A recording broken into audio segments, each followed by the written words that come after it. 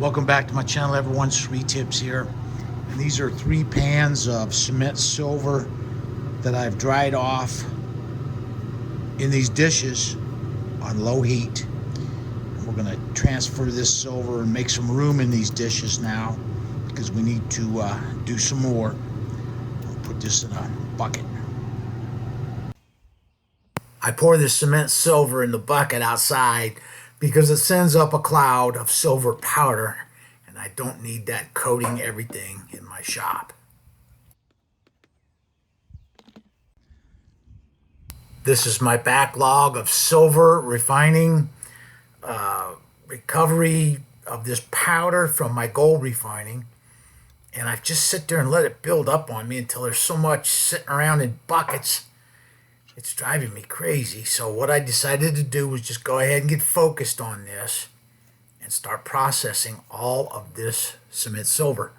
The goal is to get it all rinsed free of the blue liquid, get it dried out, and then we're going to melt it into granules for the electrolytic silver cell.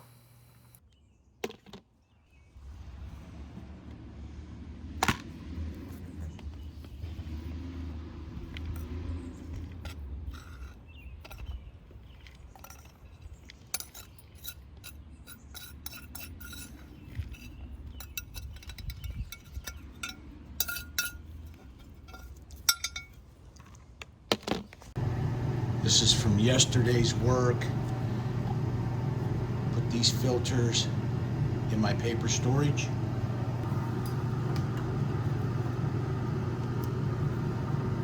This is a waste solution. It'll have nothing but copper in it.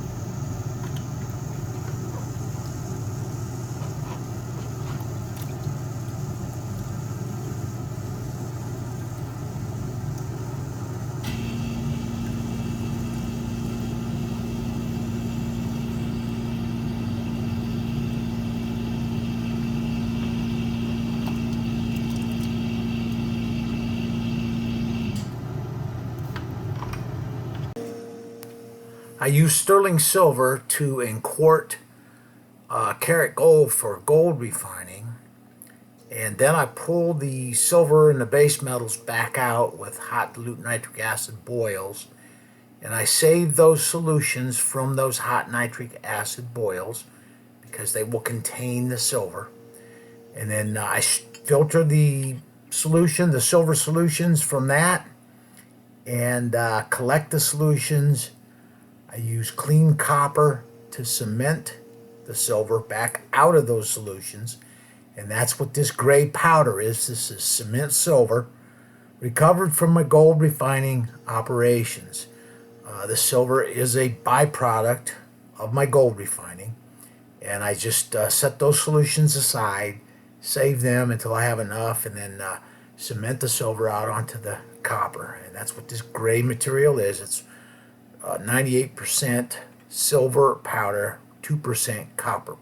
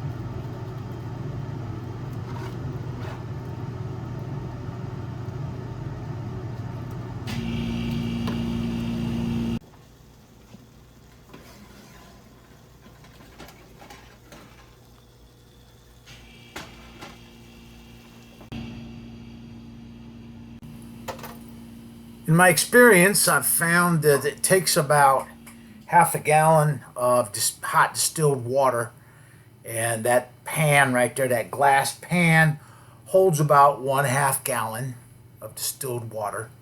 So when I get that pan full of water poured through this amount of cement silver, all the copper, or most of it anyway, you don't have to get every bit of it off of there, but most of it will be rinsed off of the cement silver, and then will be suitable to go ahead and melt it up into granules for the silver cell.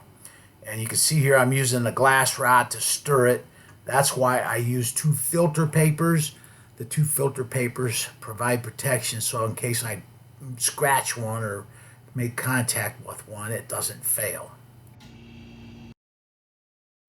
This is a time lapse. I rinse the silver with distilled water, pour off the rinsed silver into one of those pans, and then dump the copper solution into that waste treatment bucket. And I do this over and over until I've got the proper amount of silver rinsed off. I've got those 3 pans, and that's about as much as I can endure during one session here. So when I'm done with three full pans of silver, I'm ready to quit. I've got 3 pans of silver now that have been rinsed free of the blue liquid.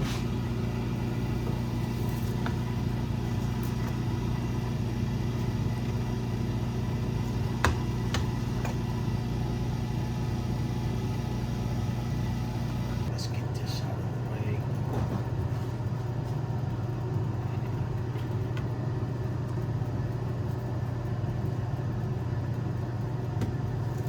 Waste solution, copper in solution. That's pretty much all we got left in here once we rinse all the copper off of the cement silver. So I've got 3 5-gallon buckets full of this copper nitrate solution, free of precious metals. And what we'll do is we'll have to put this in our waste treatment bucket, cement the copper out of it. This is our 3 pans of cement silver, and I don't know how much is here. I stopped weighing this stuff a long time ago. I'm just going to get all the blue liquid rinsed off of it, and then what we'll do is dry it off slowly over low heat back here. And then when I get all 3 of these pans dried off, I'll transfer it into a bucket, and then we'll have to melt this all up into granules. This cement silver's recovered from my gold refining. It's about 98% silver, 2% copper. So we'll get this all dried off, and then we're going to melt it into granules and use it as feedstock for the electrolytic silver cell. This will conclude the video. Thank you for watching.